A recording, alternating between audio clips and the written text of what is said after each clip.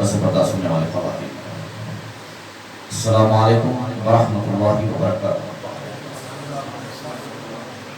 اعوذ باللہ من الشیطان الرجیم، بسم اللہ الرحمن الرحیم۔ الحمدللہ رب العالمین، الصلاۃ والسلام علی رسولہ محمد صلی اللہ علیہ وسلم۔ وقال اللہ تعالی فی القرآن المجید والفرقان الحمید، ان اللہ مع الصابرین۔ صدق اللہ المولانا العظیم، وبلغنا رسولہ النبی الامین المختار الکریم، ذالک من الشاہدین الشاکرین، والحمدللہ رب العالمین۔ وقال اللہ تعالی فی شان حبیبہ الکریم، ان اللہ وملائکتہ یصلون علی النبی، یا ایھا الذین آمنوا صلوا علیہ وسلموا تسلیما۔ اللہم صل علی سیدنا شفیعنا نبینا محمد وعلی آلہ وصحبہ وسلم۔ جیسا کہ آپ تمام حضرات اس سے بخوبی واقف ہے کہ میں نے بھی آپ کے سامنے جس چیز کی تلاوت کی، یعنی خدا کا کلام قرآن مجید، اور آپ اس سے بھی ناآشنا نہیں کہ جس معروف آیت کریمہ کی میں نے تلاوت کا شرف حاصل کیا۔ پروردگار عالم ارشاد فرماتا ہے، بے شک اللہ صبر کرنے والوں کے ساتھ۔ عزیزان محترم، ماہ محرم الحرم کی یہ خصوصی نشست یاد حضرت سیدنا امام حسین علیہ السلام اور شہدائے کربلا، یہ 5ویں نشست ہے جس زمان میں جو ہے آپ ہم حضرات جو ہے یہاں پہ جمع ہوئے۔ حضرات گرامی، ایک تفصیلی کتابات جو ہے آپ حضرات جو ہے سماعت فرما رہے ہیں۔ ایک لمحے کے لیے جو ہے وقت دیں۔ اللہم صلی علی سیدنا شفیعنا نبینا محمد وعلی آلہ وسلم۔ عزیزان محترم، میں عرض کر رہا تھا آپ حضرات کے سامنے کی جو ہے الحمدللہ ہم لوگ جو ہے مسلسل ماہ محرم الحرم کی خصوصی جو ہے کتابات میں جو ہے یہاں پہ جمع ہو رہے ہیں۔ تو الحمدللہ جو ہے یہ امام حسین علیہ السلام کی محبت ہے کہ جو ہے آپ حضرات کو گناہوں و مصروفیات میں سے وقت نکالتے ہوئے آپ ہم حضرات جو ہے حضرات ڈسٹرب مت کریے، چھوڑ دئیے، جو چیز جیسی ضرورت چلے دیجیے۔ کیا دماغ منتشر ہو جاتا، پہلے مائک ستارہ پھر اس کے اوپر سے جو ہے اپنی حرکتیں جو ہے میرے کو منتشر کر دے تو کام یہ بات یہی ختم ہو جاتا۔ استغفار پڑھے، آج ابتدائی میں جو ہے ڈسٹربنس ہو رہا ہے۔ استغفر اللہ کل ذنب کثیر و نادر۔ پہلے تو ایک دیری کافی ہو گئی۔ حضرات گرامی، اللہم صلی علی سیدنا شفیعنا نبینا محمد وعلی آلہ وسلم۔ محفل میں بیٹھا ہوا ہر فرد ایک مرتبہ جو ہے بکثرت جو ہے استغفار پڑھنے والا۔ استغفر اللہ رب من کل ذنب کثیر و نادر۔ استغفر اللہ رب من کل ذنب کثیر و نادر۔ استغفر اللہ رب من کل ذنب کثیر و نادر۔ اگر گھر سے کوئی اگر غصے سے نکلے ہیں، کیونکہ یہ چیزیں ہوتی ہیں، اگر کوئی بھی فرد زبردستی اگر آیا ہے یا اگر گھر سے جو ہے کسی قسم کی جو ہے گھر میں کسی کے ساتھ بدتمیزی کر بڑوں کے ساتھ بدتمیزی کر کے یا سوال جواب کر کے یا جو ہے کسی قسم کے جھگڑے کے بعد، یعنی اب صاحب کے پاس جانا ہی جانا ہے، نہیں ہے تو کل صاحب پوچھتے، اس ذہن سے اگر کوئی آئے ہیں تو برائے مہربانی 3 مرتبہ کثرت سے جو ہے لاحول پڑھے اور استغفار پڑھے، کیونکہ اس سے محفلیں خراب ہوتی ہیں۔ ہم یہ محبت والی محفلیں ہیں، محبت کے ساتھ حاضر ہیں، کیونکہ آج تک الحمدللہ جو ہے کبھی ایسا ہوا نہیں، لیکن آج جو چیز ہو رہی ہے اس لحاظ سے میں جو ہے مجھے بولنا ضروری سمجھا تاکہ جو ہے ہماری محفل میں کسی قسم کی کوئی رکاوٹ درپیش نہ ہو۔ ابتدائی تقریر میں نے آپ حضرات کے سامنے جس چیز کی تلاوت کی ہے خدا کا کلام قرآن مجید، اللہ تبارک و تعالیٰ ارشاد فرماتا ہے ان اللہ مع الصابرین، کہ بے شک اللہ صبر کرنے والوں کے ساتھ ہے۔ عزیزان گرامی، یہ 5ویں نشست ہے ماہ محرم الحرم کی، جس کے چلتے آپ ہم جو ہے حضرات جو یہاں پہ جمع ہو رہے ہیں الحمدللہ، اور مسلسل سلسلے وار طور پر جو ہے واقعہ کربلا کی تفصیل سماعت کر رہے ہیں، اور انشاءاللہ تعالیٰ یہ تسلسل جو ہے 10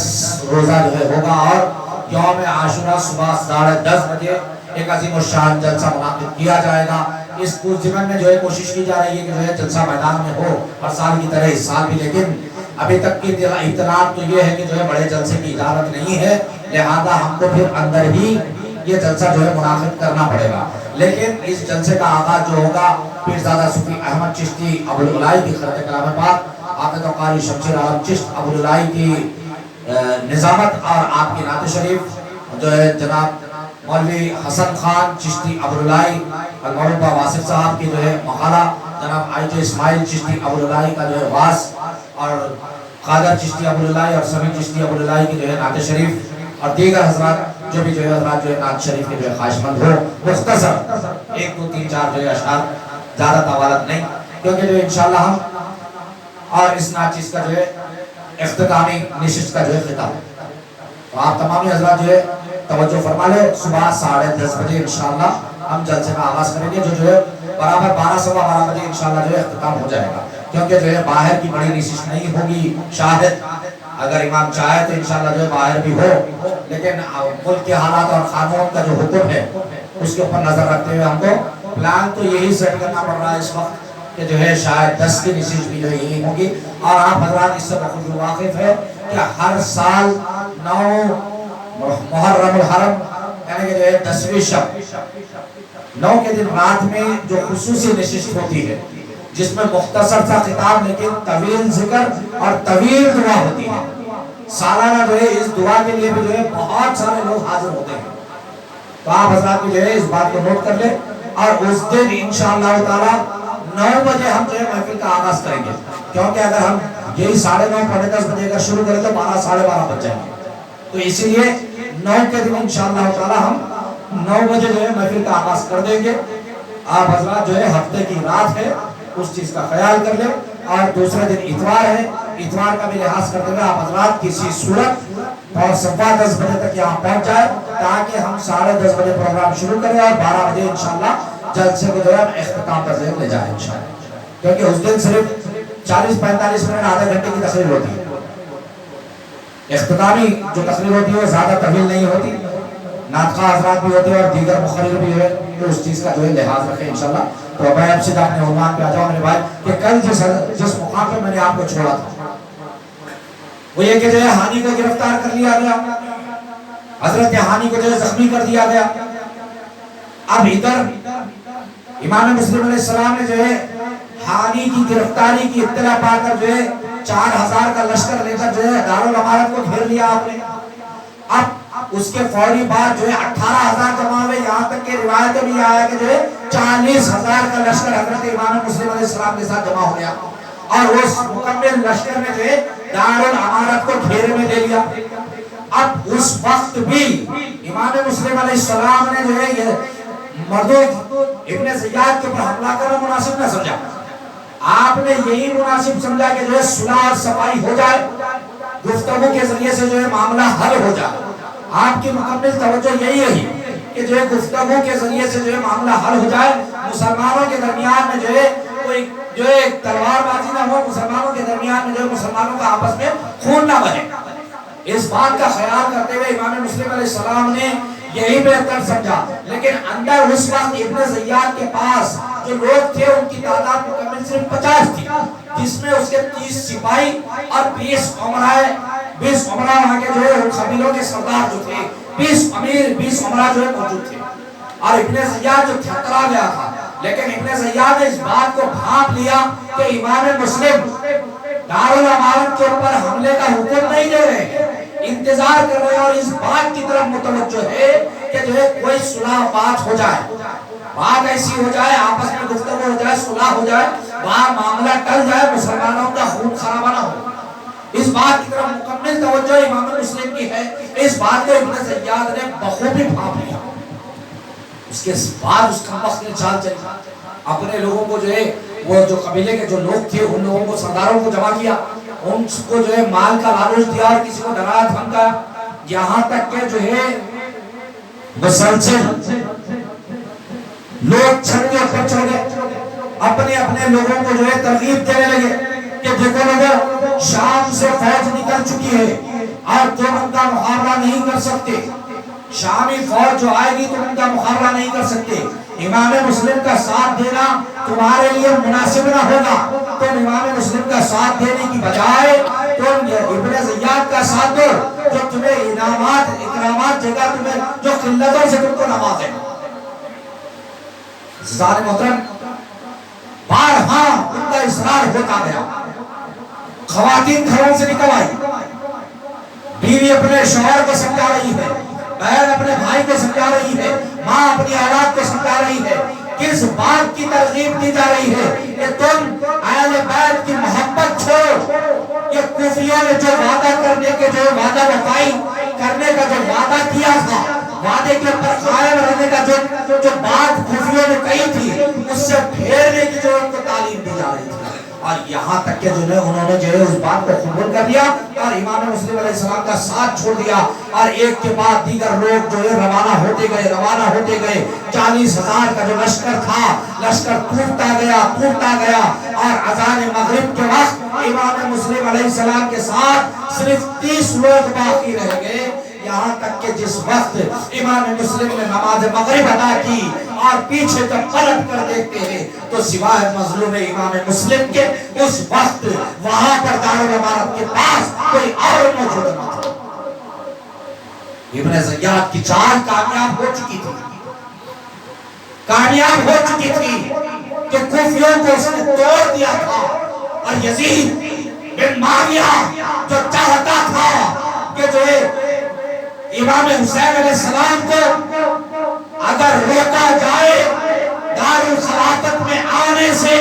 علم بغاوت بلند کرنے سے، خلافت کا اعلان کرنے سے اگر کوئی چیز روک سکتی تھی تو وہ کوفیوں کی بے وفائی تھی، اور امام مسلم کا ساتھ چھوڑ کر کوفیوں نے پھر ایک مرتبہ اپنی بے وفائی کو ثابت کر دیا تھا کہ مولا علی کو ہم نے جو دھوکہ دیا تھا وہی ہم نے جو قوم امام حسین کو بھی دھوکہ دی، اور یہ وہی قوم ہے جو امام مسلم کو بھی دھوکہ دے۔ امام مسلم کو بھی تنہا کرنے والی قوم کوفیوں کی قوم تھی، یہ بات ثابت ہو چکی ہے۔ عزیزان محترم، تنہا امام مسلم روانہ ہو گئے وہاں سے۔ اس کے بعد کا واقعہ میں نے آپ کے سامنے بیان کر دیا، پھر اسی واقعے کو نہ دہراؤں کہ مائی طلوع کا جو واقعہ ہوا۔ امام مسلم علیہ السلام شب بیداری، تہجد میں گریہ ساری، امام حسین علیہ السلام کی آمد نہ ہو کوفے کے لیے، رب کے حضور دعائیں،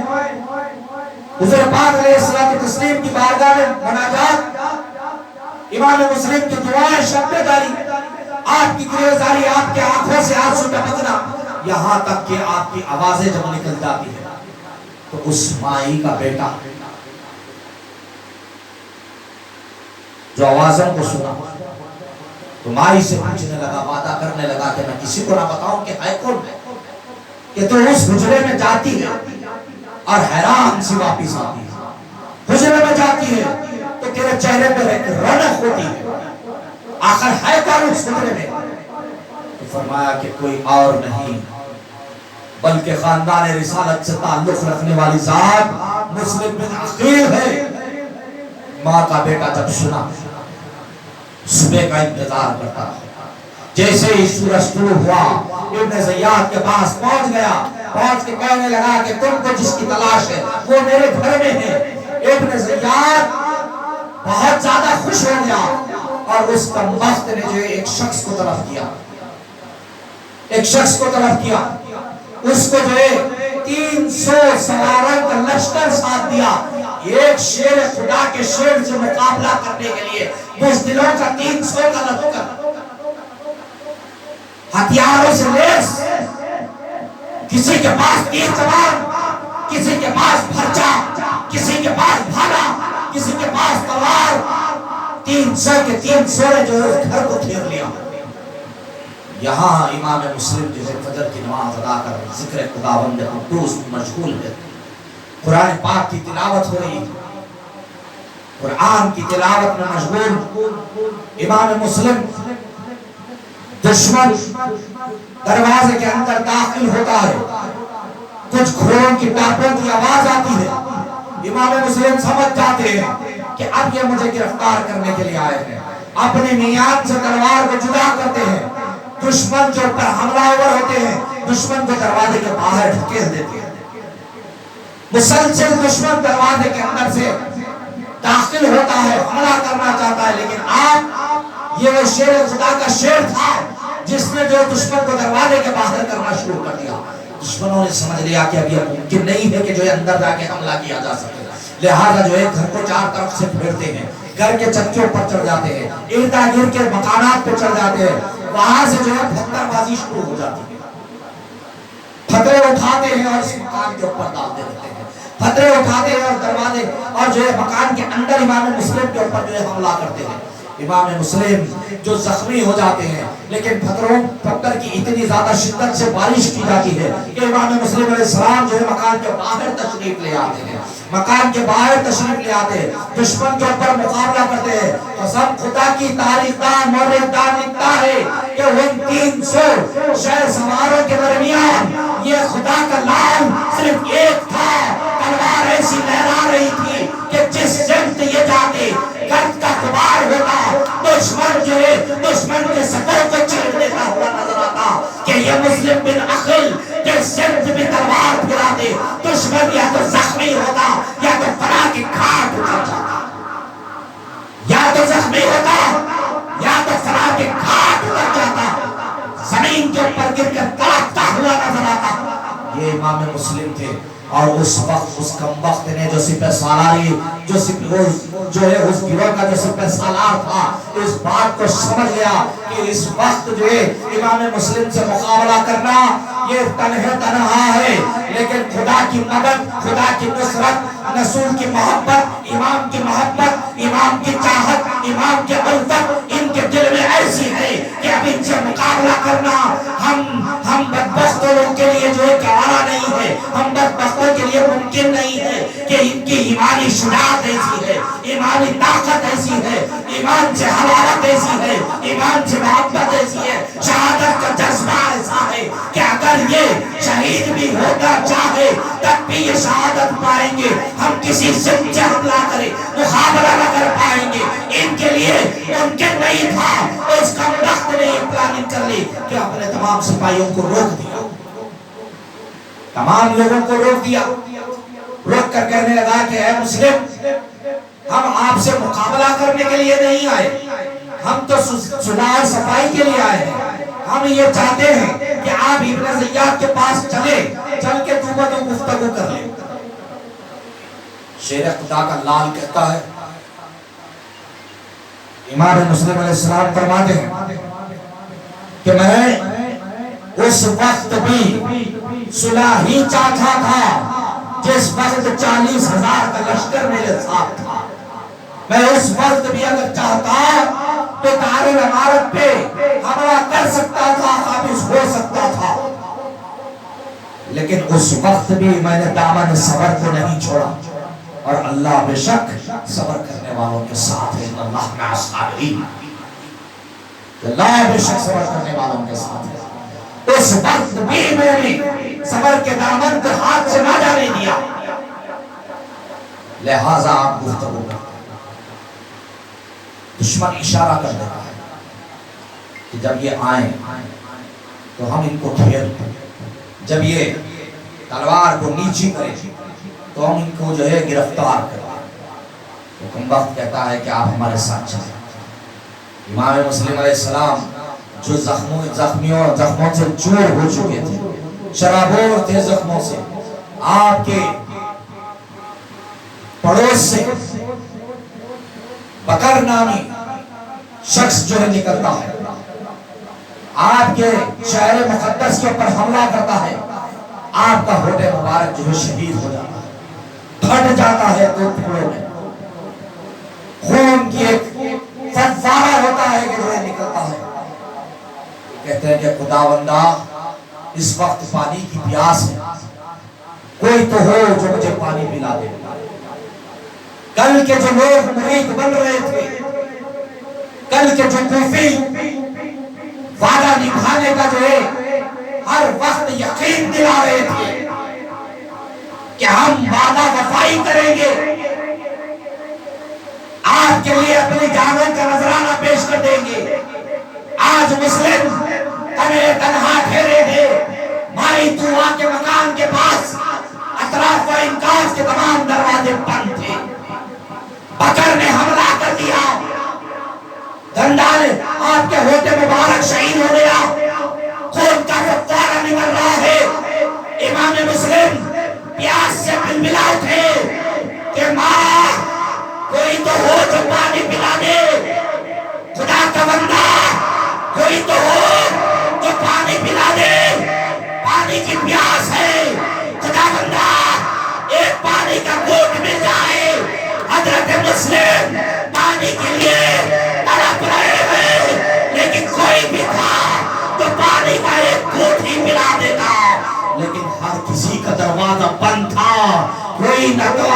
وہ دروازہ کھول کے پانی پی جاتا۔ مائی تو آئی تھی جو اندر گئی، فوری جو ہے پانی کا مشغلہ لی، دوڑتی ہوئی حضرت مسلم کے پاس آتی ہے۔ مائی تو آئی تھی جس نے جو ہے شب میں بھی پانی پلایا تھا، مسلم بن عقیل کی محبت میں جو ہے اہل بیت کی محبت میں گرفتار تھی، حضرت مسلم کو جو پانی پیش کرتی ہے، پانی پینا چاہتے ہیں لیکن ہونٹوں کا پانی خون میں مل جاتا ہے۔ پانی کو پھر زمین پہ بہا دیا گیا، دوسرا اور پانی لایا گیا، چاہتے تھے کہ ایک گھونٹ پی لے، لیکن خون تھا کہ پھر پانی میں مل گیا، پھر پانی کو زمین پہ بہا دیا گیا، پھر پانی لایا گیا۔ مائی دنیا ہے دوڑ رہی ہے، پانی پلانا چاہتی ہے، حضرت مسلم کی پیاس بجھانا چاہتی ہے، لیکن خدا کی مرضی کچھ اور ہے، تقدیر الہی کچھ اور کرتی گئی ہے۔ میدان کربلا وہ کربلا تھا جہاں پہ کسی کو پانی نہ تھا، دریائے فرات قریب تھا، یہ وہی محلہ تھا جس سے فرات بالکل قریب تھا، لیکن خدا کی مرضی کچھ اور تھی، خدا کا منشا کچھ اور تھا۔ خدا کو جو ہے ان لالوں کو آزمانا تھا، ان کا جیسا مرتبہ تھا، جیسا مقام تھا، ان کی آزمائش میں تھی، ان کا مرتبہ ان کی آزمائش ویسی تھی۔ تیسری مرتبہ پھر پانی لایا گیا، پانی کے اندر پھر خود مل جاتا، پانی کو زمین پہ بہا دیا۔ مسلم امام مسلم فرماتے کہ مائی اللہ تجھے جو ہے جام کوثر نصیب فرمائے گا، اللہ تجھے جام کوثر نصیب فرمائے گا، اور خدا بندہ قدوس نے میرے مقدر میں پیاسی شہادت لکھ دی تو یقیناً مجھے پیاسائی اس دنیا سے جانا ہے اور رسول کے بارگاہ میں حاضر ہونا ہے، اور وہیں پہ اب مجھے جام کوثر نصیب ہوگا، اور وہیں پہ مجھے جام کوثر نصیب ہوگا۔ امام مسلم علیہ السلام بکر کی آنکھوں میں آنکھ ڈال کر کہتے ہیں کہ کل رسول کی بارگاہ میں تجھے بھی حاضر ہونا ہے اور مجھے بھی حاضر ہونا ہے۔ فوری وہ پھر پلٹ کر حملے کی کوشش کرتا ہے، وہ فن حرب میں ماہر تھا، حملہ کرنے کی کوشش کرتا ہے، لیکن یہ بھول جاتا ہے کہ سامنے جو کھڑا ہے وہ کوئی اور نہیں، وہ حسین ابن علی کا چچا زاد بھائی، خدا کا شیر مسلم بن عقیل ہے۔ آپ نے تلوار کا ایک جوہر دکھایا اور بکر کو دو ٹکڑوں میں چیر کر رکھ دیا، دو ٹکڑوں میں چیر کر رکھ دیا گیا۔ ابن زیاد کم وقت نے جو ہے اپنے محل کے پاس دار الامارت کے دروازے کے دو بازو سپاہیوں کو چھپا کر رکھ دیا، اور یہ پلاننگ کر لی گئی کہ جیسے مسلم بن عقیل دروازے میں داخل ہو، چار سمت سے آپ کے اوپر حملہ کر دیا جائے۔ یہ وہی امام مسلم ہے جو اگر چاہتے تو ابن زیاد کو نستنابود کر سکتے تھے، اپنے گھوڑوں کے ٹانگوں کے نیچے اسے روک سکتے تھے، لیکن اس وقت بھی امام مسلم نے یہ چاہا کہ صلح ہو جائے، مسلمانوں کا خون بہا نہ ہو، مسلمانوں کا خون بہا نہ ہو، تکلیف نہ ہونے پائے۔ کی امت آپس میں ایک دوسرے کے خلاف تلوار بازی نہ کرے، تلواروں سے ایک دوسرے کے تنوں کو سروں سے جدا نہ کرے، اس وقت بھی حضرت امام مسلم یہی چاہ رہے تھے۔ آپ نے جیسے ہی دارالامارت میں داخل ہوئے، ہر سمت سے آپ کے اوپر بچوں کی بارش کر دی گئی، ہر سمت سے جو آپ کے اوپر نیزوں سے حملے کیے گئے، آپ کے اوپر تلواروں سے حملے کیے گئے، زخموں سے جو شرابور ہو کر امام مسلم علیہ السلام در ایک دیوار کو ٹیک لگا کر ٹھہر جاتے ہیں۔ ایک روایت یہ ملتی ہے کہ جو امام مسلم علیہ السلام دارالامارت کے اندر داخل ہو جاتے ہیں اور ابن زیاد جس مقام پہ بیٹھتا ہے وہاں پہنچ جاتے ہیں، وہاں پہ جو آپ کے اوپر حملہ کیا جاتا ہے۔ ابن زیاد کے سامنے جو ہے امام مسلم کے اوپر جو ہے حملہ کیا جاتا ہے، اور امام مسلم علیہ السلام جو ہے بالکل جو ہے زمین پہ آ جاتے ہیں، اور اس کے بعد کہتے ہیں کہ میں چاہتا ہوں کہ میری 3 نصیحتیں سنی جائیں۔ زخموں سے شرابور شخص اگر آج کی تاریخ میں اگر کسی کو اگر ایسا زخمی کر دیا جائے تو وہ پہلے یہ کہے گا کہ مجھے دواخانہ لے چلو، میرا علاج کرا۔ لیکن امام مسلم اس وقت بھی رسول کی احادیث قرآنی احکامات کو جو دہراتے ہیں، اس وقت بھی فرماتے کہ سنو میں 3 نصیحتیں کرنا چاہتا ہوں۔ پہلی نصیحت یہ کہ کوفہ میں 700 دینار کا جو ہے قرض میں ہوں، اور میں یہ چاہتا ہوں کہ میری طرف سے کوئی میرا قرض ادا کر دے، کیونکہ کوئی اگر قرضدار بن جائے تو اس شخص کا جب تک قرضہ نہ ادا ہو، اللہ تبارک و تعالیٰ کے یہاں شہید کو بھی جنت نہیں ہے، شہید کو بھی جنت نہیں ہے۔ اگر کوئی شخص اگر قرضے میں مبتلا ہو کر اگر چلا جائے اور کوئی اس کا قرضہ ادا کرنے کی ذمہ داری نہ لے تو شہید کو بھی جنت کی بشارت نہیں ہے، جنت نہیں ملے گی اس وقت تک جب تک کہ قرضہ نہ ادا کرتا جائے۔ اور امام مسلم نے فرمایا کہ میری نماز جنازہ پڑھی جائے اور مجھے تدفین کیا جائے، اور فرمایا گیا کہ میرے دونوں ننھے صاحبزادگان اور میرا اپنا گھوڑا جو نعمان بن بشیر کے پاس ہے، میرے دونوں صاحبزادگان محمد و ابراہیم کو بحفاظت تمام مدینہ الرسول میں پہنچا دیا جائے، مدینہ الرسول میں پہنچا دیا جائے۔ 3 باتوں کی آپ نے جو تاکید فرمائی، آپ نے وصیت فرمائی، تو اس وقت ابن زیاد کم وقت کہتا ہے کہ مسلم تم نے تو جو کر دی وصیت، لیکن ماننا یا نہ ماننا وہ ہماری مرضی ہے، ہم جو چاہیں گے وہ کریں گے، ہم جو چاہیں گے وہ کریں گے۔ ابن زیاد کے الفاظ کہ ہم جو چاہیں گے وہ کریں گے، اور پلٹ کر لوگوں میں یہ اعلان کرتا ہے کہ ہے کوئی آگے بڑھے اور مسلم کو دارالامارت کے چھت پہ لے جائے اور وہاں سے نیچے پھینک دے۔ معاذ اللہ من ذالک، کوئی ہے تو بکر جس کو امام مسلم نے 2 ٹکڑوں میں تبدیل کر دیا تھا، اس کمبخت کا بیٹا آگے بڑھا ہے، بڑھ کر کہتا ہے کہ ابن زیاد یہ احسان تو مجھ پہ کر، میں یہ کام پورا انجام کروں گا، میں اس کار خیر کو، اس کے الفاظ کہ میں اس کار خیر کو انجام دوں گا کہ میں امام مسلم علیہ السلام کو دارالامارت کے چھت پر لے جا کر وہاں سے نیچے پھینکوں گا۔ یہ خانہ واد رسول کا عالم ہو رہا،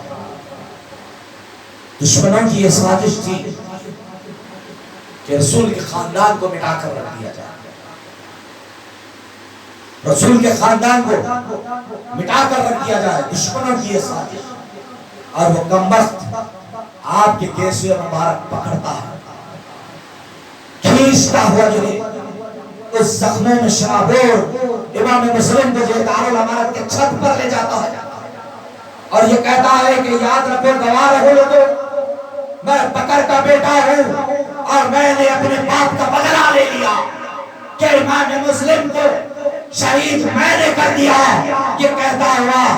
آپ کے جسم مبارکہ میں تلوار کھودتا ہے اور آپ کو اس چھت سے نیچے پھینک دیتا ہے۔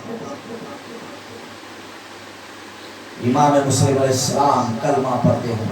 درود پڑھتے ہوئے جو ہے اوپر سے جو ہے نیچے آ جاتے ہیں اور اللہ کی راہ میں جو ہے جام شہادت نوش فرماتے ہیں، اِنَّ لِلَّهِ وَإِنَّ إِلَيْهِ راجعون، کہ یہاں امام مسلم علیہ السلام کی شہادت۔ لیکن جس وقت بھی جو ہے آپ کو جو ہے یہ سورہ مبارک پکڑ کر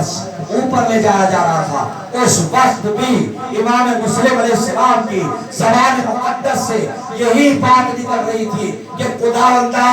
نہ کوئی یار ہے نہ مددگار ہے، یہاں تک کہ کوئی ہمسر نہیں ہے نہ کوئی ہمسایہ ہے کہ جس سے یہ کہوں کہ میرے بھائی حسین کو جو مکے سے میرے اس خط کے چلتے جو اس خط کے پہنچتے ہی جو مکے سے شاید روانہ ہو گئے ہیں، میں ان کو کم سے کم روک تو سکوں۔ یہ محبت تھی برادر سے، کلیجہ اس وقت بھی اگر تڑپ رہا تھا تو امام علی مقام کی ذات کے لیے تڑپ رہا تھا کہ میرا بھائی حسین جو مکے میں امن اور سکون کے ساتھ ہے، مکے میں ہی رہے، ان بے وفا لوگوں کے درمیان میں نہ آئے، ان بے وفا لوگوں کے درمیان میں نہ آئے کہ ان کی بے وفائی کا ثمرہ میں نے دیکھ لیا ہے کہ جام شہادت نوش کرنے کا میرا وقت آ چکا ہے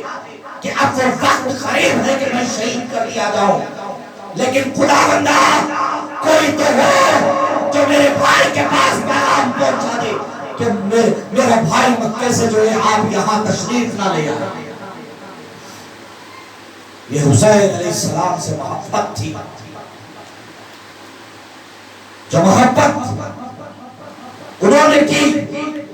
اس محبت کا صدقہ آج بھی دے کہ ہر سن سے لبیک یا حسین، نعرے یا حسین کی صدائیں سنائی دیتی۔ حضرات گرامی، محبت حسین کو باقی رکھو، شہادت حسین کے مقصد کو سمجھو، شہادت امام مسلم کے مقصد کو سمجھو۔ شہادت پانے کا مقصد کیا تھا؟ کہ شریعت مصطفیٰ باقی رہ جائے، دین مصطفیٰ کے اوپر آنچ نہ آنے پائے، دین مصطفیٰ میں جو بدعتیں داخل ہو رہی تھی ان بدعتوں سے دین مصطفیٰ کو بچایا جا سکے، فاسق اور فاجر، زانی، شرابی، لعنتی یزید سے دین مصطفیٰ کی حفاظت کی جا سکے۔ اپنی جانوں کا نذرانہ انہوں نے پیش کیا تو مقصد صرف یہی تھا کہ مصطفیٰ کے دین کی حفاظت ہو جائے، مصطفیٰ کا دین باقی رہ جائے، جیسا دین مصطفیٰ لائے تھے۔ حسین بھی یہی چاہتے تھے، مسلم بھی یہی چاہتے تھے کہ